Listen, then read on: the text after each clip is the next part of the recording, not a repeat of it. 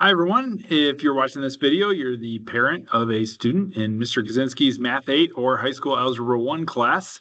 Thank you for taking the time to watch this. I'll try to be quick. A little bit about myself. I'm a graduate of Central Michigan University, Fire Up Chips. I got a major in mathematics, minors in physical education, and middle level education. So I'm specialized 6th through 9th grade. I got my master's degree from Walden University in integrating technology into the curriculum. This is my 24th year of teaching. All but 4 of those have been here at Walden Middle School. The other 4 I spent at Lake Orion High School teaching 9th grade math mainly. An active runner, currently training for my 16th marathon, which will be in Charlotte, North Carolina. I was a 2024 Boston qualifier. The asterisk on that is, even though I met the qualifying standard, I didn't get accepted into the race, so I didn't get a chance to run it last year. I'm going to try again. I am married with children. My wife, Christine, is an administrator in Davison. We've been married for 24 years. My daughter, Kiera, played 4 years of college soccer at Fairmont State University in West Virginia, where she was the program's all-time leading scorer. Very good soccer player, and now has since graduated and is a full-time emergency department nurse and doing very well for herself, still out in West Virginia. My son, Kale, is a freshman at Rochester Christian University, and he's going to play some baseball there. Proud of my kids. Contact info.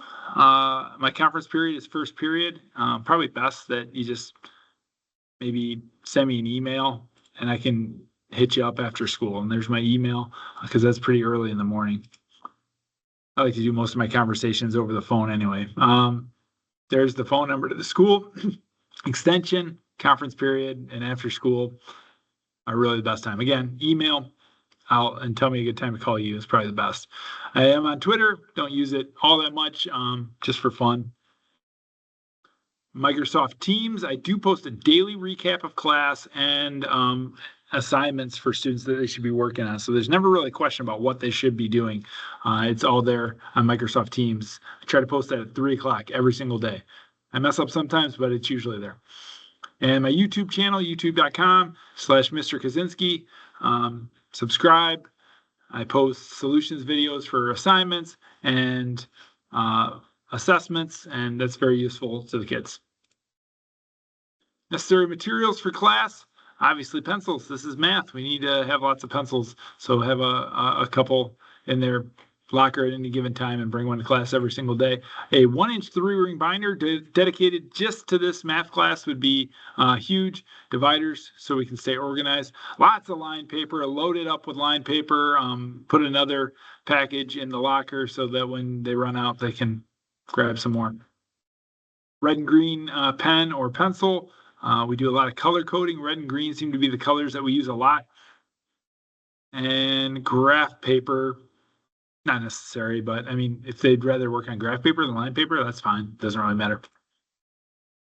I do have graph paper in class too. Calculator, TI-84 plus CE is highly recommended for high school algebra 1 students. I do have a class set, 27 working right now, usually 30. But students in my algebra class, you could really benefit from having one at home. Can't take the class set home with you. Grading and daily procedures, so checkups and tests, basically, and quizzes, assessments, they're the only things that are graded, as said on this final line here. Only assessments are used in the final grade. Power standards are graded on a 4-point scale. Reassessment top opportunities are available on almost everything. Reassessments must be earned, and they can be eliminated if students abuse the policy. Class meetings, students should be prepared to do math and participate in class discussions. I tell kids all the time, we are thinking about math and talking about math. That's the main thing we do. Students will have chances to work individually with small groups and to share during all class discussions, and numerous methods of instruction will be used in class, including direct instruction and discovery learning. Can't really pigeonhole me into like one way, one thing I do all the time. I use lots of different methods, and depending on the curriculum and the material and students' backgrounds with it, I change up kind of how we approach it.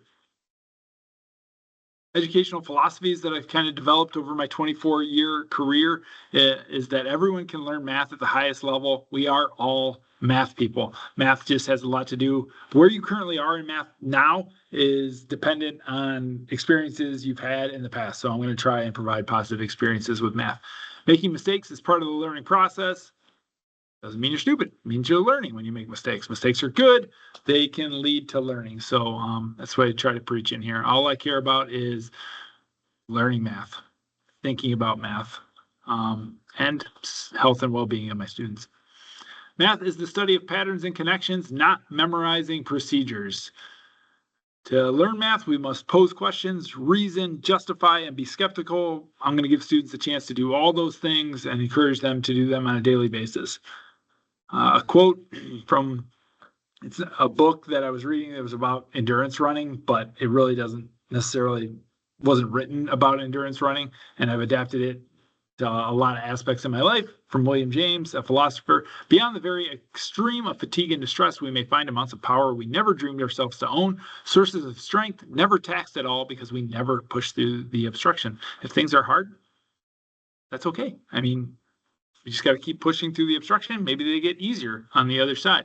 Yeah, sometimes people say, boy, my student has never really struggled with math as much as they're struggling with you this year. And I say, you're welcome. That's my new response to that, because struggle is a good thing. And it's a proof that we're learning. So I can apologize for that. Attendance should be noted as we begin the school year to make sure your student attends school. I understand. School understands, absences happen and other things come up, but there's truly no substitute for actually being in class. And we want to work together to ensure that your student is successful in coming to school. Actually, coming to school is the highest predictor of that. Again, it's not always possible, and we get that, but there is no replacement for actually being here. That's why we come to school. So thank you. I'm looking forward to a great year, and contact me with any of your questions, or to let me know about your son or daughter, something I should know and can involve in my chats with them. Hey, thanks a lot and have a good one.